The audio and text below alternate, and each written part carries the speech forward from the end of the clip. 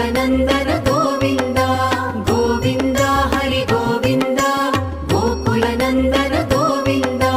नित्य निर्मल गोविन्द नीलमेघ श्याम गोविन्द पुराण पुरुष गोविन्द पुण्डरीकाक्ष गोविन्द गोविन्द हरि गोविन्द